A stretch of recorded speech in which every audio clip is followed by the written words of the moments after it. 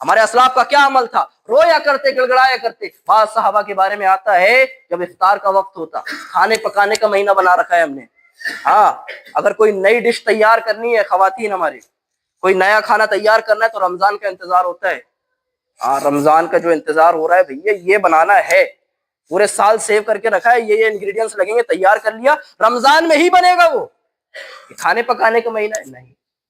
یہ کھانے اور کھلانے کا مہینہ ہے؟ نہیں۔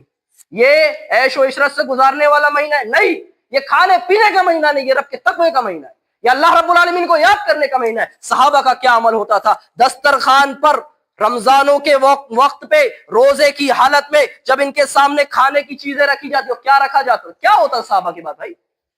بہت بڑی نعمتیں ہوتی تھی، بہت زیادہ ان کے پاس کھانے پینے کے پکوان ہوتے تھے۔ ہمارے یہاں جس طریقے سے طرح طرح کے پکوان، طرح طرح کی ڈشز بنتی ہیں، یہ ہوتی تھی، صحابہ کے پاس نہیں۔ کھانے کے لیے دسترخوان پر بیٹھتے ہیں، رونے لگ جاتے ہیں۔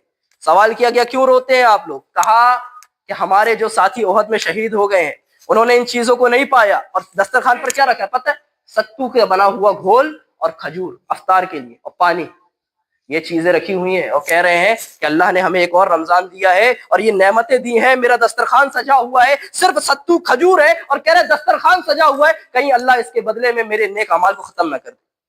کہ صحابہ کا عمل ہوتا تھا۔ ہم کھانے پینے میں مصروف ہیں، اپنے دسترخوان کو سجانے میں مصروف ہیں، ہم لوگوں کو دکھانے میں مصروف ہیں کہ ہمارے یہاں یہ پکوان بن رہے، اور ہمارے یہاں کی خواتین پورے سال انتظار کرتی ہیں کہ رمضان میں یہ بنائیں گے، یہ بنائیں گے، یہ بنائیں گے۔ کبھی یہ سوچا کہ اس رمضان میں انشاءاللہ صرف اور صرف رب کی عبادت کریں گے؟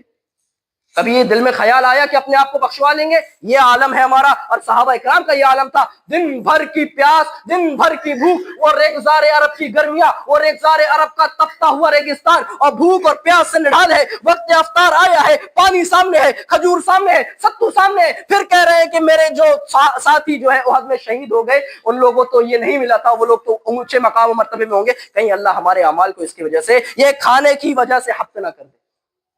صحابہ اکرام کا عمل تھا، یہ صحابہ اکرام کا جذبہ تھا، یہ صحابہ اکرام کا رجوع اللہ تھا، یہ صحابہ اکرام کا تقویٰ تھا، جو اللہ کے رسول صلی اللہ علیہ وسلم نے ان کو تعلیم و تربیت کے ذریعے سکھایا۔